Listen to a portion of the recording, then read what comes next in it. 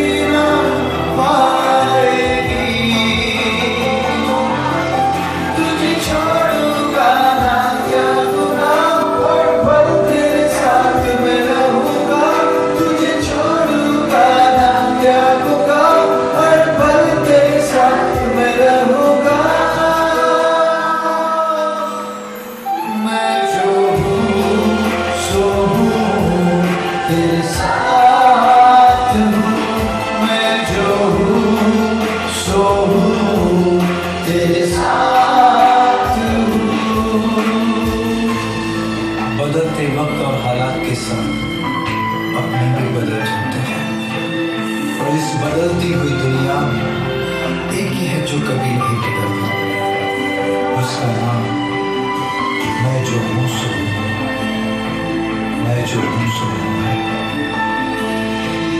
तेरे आगे लाख समंदर हो, तेरे पीछे वीरों की सेना हो, हिम्मत तू कभी ना हारेना,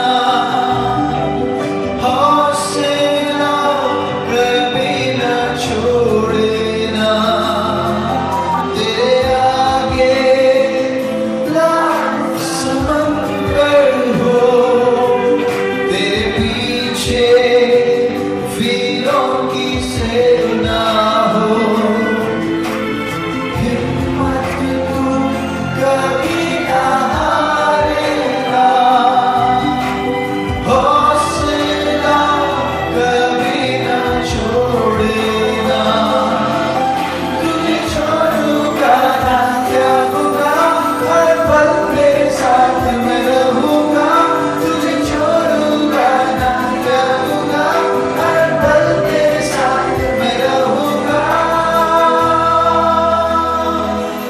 मैं जो हूँ सो हूँ तेरे साथ हूँ, मैं जो हूँ सो हूँ तेरे साथ हूँ, मैं जो हूँ सो हूँ तेरे साथ हूँ, मैं जो हूँ सो हूँ तेरे साथ हूँ, मैं जो हूँ सो हूँ तेरे साथ, मैं जो हूँ सो हूँ तेरे साथ हूँ।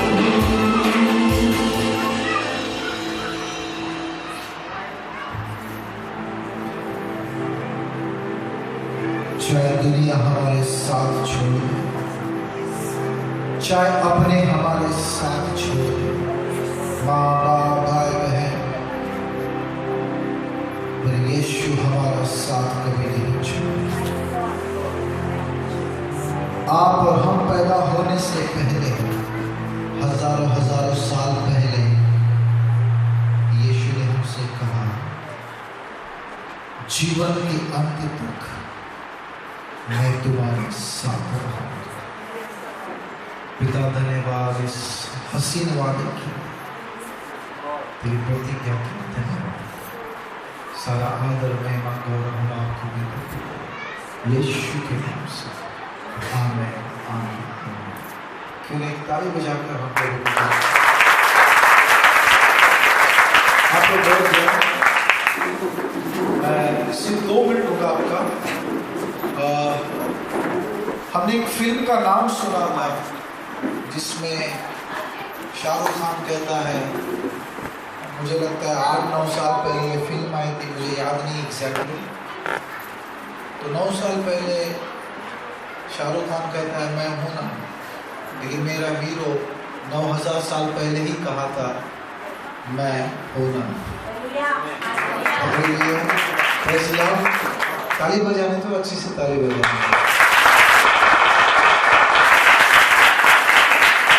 मैं ऑलरेडी पहले सेशन में मैंने बहुत कुछ कहा है और मुझे लगता है कि उसमें बिरयानी था, उसमें तंदूरी चिकन सब था, ओके। और मुझे लगता है कि इससे ज़्यादा आपको खिलाना नहीं चाहिए, जितनी ज़रूरत है उतना ही। अगर आप और ज़्यादा खाना चाहते हैं तो मुंबई सतारा कोई ज़्यादा डिस्टेंस नहीं है, जिनसे दिल लगा रहता है, आप कहीं पे भी बुलाओ हम आ सकते हैं। हालेलुया। कोई पास होकर भी कोई दिल के पास नहीं होता, कोई पास होकर भी दिल के पास नहीं होता, कोई इतना खास नहीं होता। कोई पास होकर भी दिल के पास नहीं होता और कोई इतना खास नहीं होता। आप दूर होकर भी पास होते हो क्योंकि फासलों का एहसास नहीं होता। ओके, जस्ट 1 से 1.5 मिनट में मैं अपनी शॉर्ट गवाही देना चाहूँगा। जैसे मैंने कहा, मैं बंजारा परिवार से बिलोंग करता हूँ और मेरे परिवार पे एक जादू टोना किया गया था, जिसके वजह से हर 6 महीने में, साल में कोई ना कोई मरता था। मेरे पैदा होने के पहले ऑलरेडी मेरे 7 भाई बहन मर चुके थे। फिर मेरा जन्म हुआ, फिर 6 महीने के बाद मेरे पिताजी चल बसे। फिर थोड़ा सा मैं बड़ा हुआ, बहुत सारा नशा, गलत रास्ते में चला गया, जुगार खेलना, शराब और बहुत सी गलत आदतें। 2-4 नशा छोड़कर मैंने ज़िंदगी का सब नशा कर लिया। Praise God. फिर थोड़ा सा बड़ा हुआ, मेरी आंखों के सामने मेरी 3 बहनें थी, जिसमें से 18 से 20 साल की उम्र में, 12-13 साल की उम्र में शादी हुई थी और 20 की उम्र में आते आते मेरे 3 बहनों में से 2 बहनें विधवा हो गई। जो तीसरी भी थी वो विधवा की तरह थी, लेकिन बहुत शराब पीता आदमी, कुछ नहीं करता है, वो भी विधवा की तरह थी। और शायद हमें लगा कि वो भी बहुत जल्दी ऑफिशियली या फिर सांसारिक तौर पे विधवा हो जाएगी, लेकिन दुख की बात है कि पति के पहले वो चल बसी। एक ही घर में 10 से 11 लोगों को मेरे आंखों के सामने मैंने मरते हुए देखा है। मेरी नानी को मेरे सामने तड़पते हुए मरते देखा। मेरे मामा को ऐसे कई, अगर हम अगर एक ही घर का पूरा अगर गिनेंगे तो वो काफ़ी और बड़ा लिस्ट हो जाएगा, लेकिन एक ही घर में जिनका खून का रिश्ता जिनके साथ था, ऐसे तकरीबन 10 से 11 लोग हमारे परिवार में मर गए। मेरे अंदर एक बहुत बड़ा सवाल था, जिसकी वजह से मैं अंधकार में, दलदल में चलता गया। और कोई अगर खुदा है तो मेरे घर में इतना क्यों लोग मरते हैं, मेरे मन में एक सवाल था।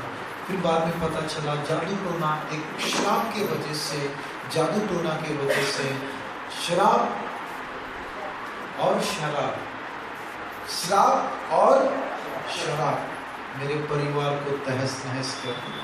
Praise the Lord. 21 अक्टूबर, उसके पहले मैं छोटी मोटी गुंडागिरी किया करता था। कई लोग मेरे हाथ से मरते मरते बचे, कई लोगों के हाथ से मैं मरते मरते बचा। लेकिन हर एक इंसान की ज़िंदगी में एक यू टर्न आता है। मैं शॉर्ट में बता रहा हूँ। एक भाई ने मुझे यीशु के बारे में बताया। मैं बोला सर हम लोग बंजारा लोग हैं, हम सब मानते नहीं हैं। फिर हम प्लान करते हैं, हमारा सिर्फ प्लान होता है। वो खुदा है, वो मास्टर है, वो मास्टर प्लान करता है।